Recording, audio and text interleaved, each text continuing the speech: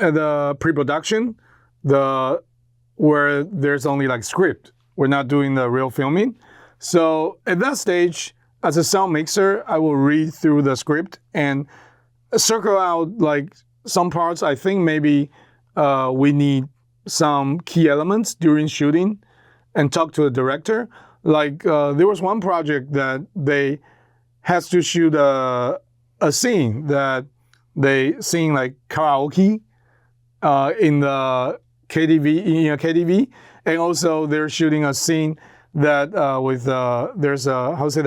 there's a video game conference, the huge conference, and they're playing video game. So you need a sound, we call it diegetic sound, diegetic music, that you have to play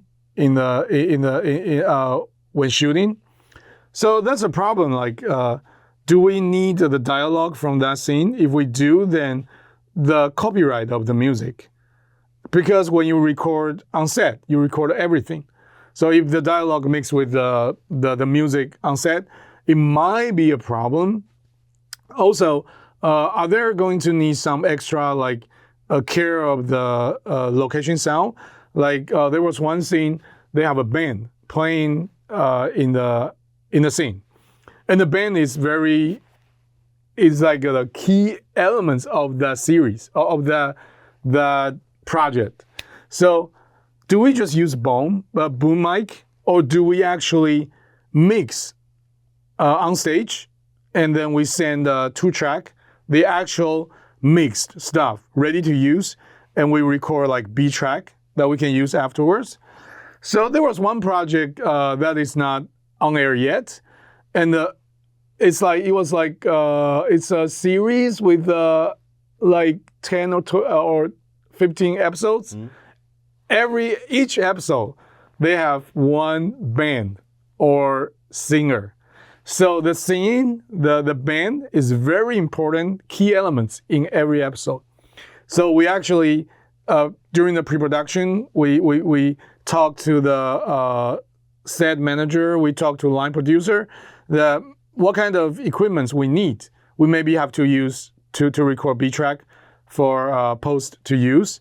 So we talk about equipment support. We talk about how we gonna do this scene during the pre-production. So it's kind of sort of the preparation for the filming stage. Okay. Yeah. So when when it's in production, we're filming. As a sound mixer, I have to think like I have to pay attention to all the sounds on set that is maybe we didn't think of during the pre-production.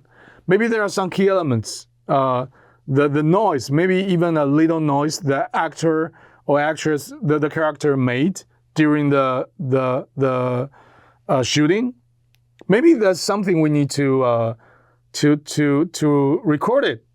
Maybe something like there was one scene, one film, short film project, not much dialogue, but the whole story is a father lost his son. His son was dead, so he's making a annual banquet, like it's a Taiwanese culture, annual banquet. So his son, his ghost, the spirit of his son, will come back to have this banquet with them as a family.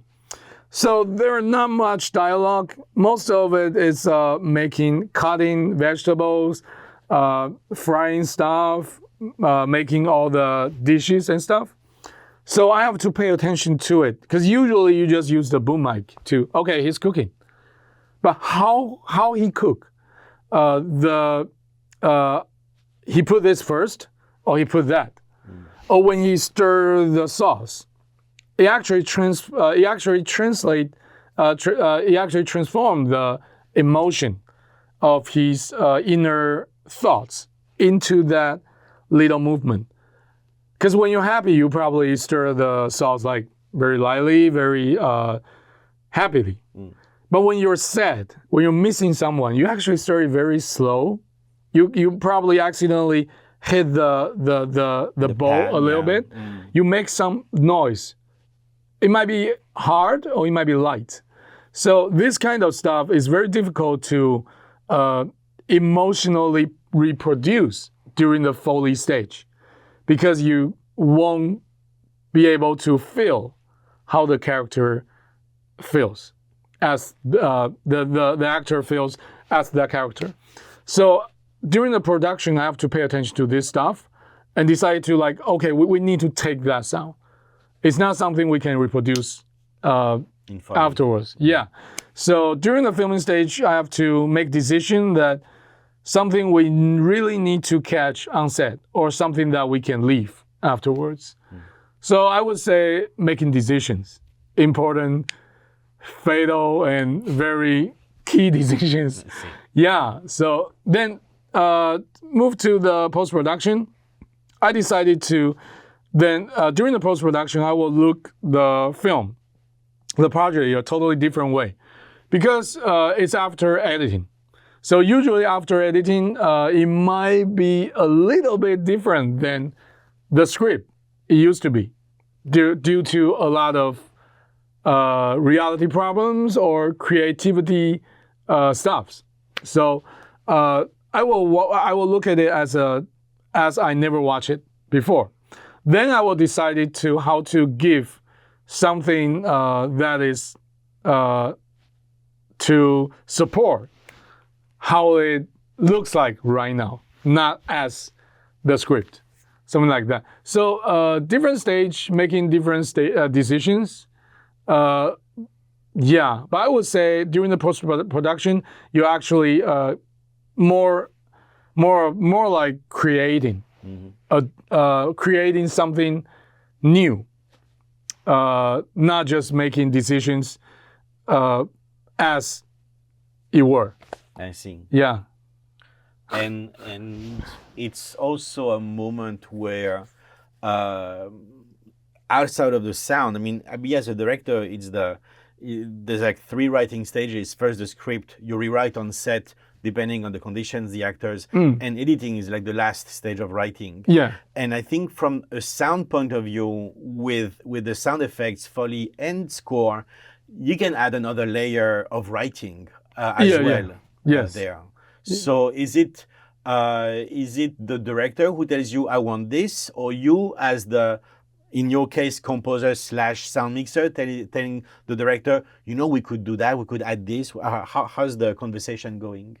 Okay, so usually when we get a copy, like it's after editing, so the director usually will have the editor to put something that he might want this become. Like he might do some, have the editor to do some effect or some reference to show that director what the director has in mind.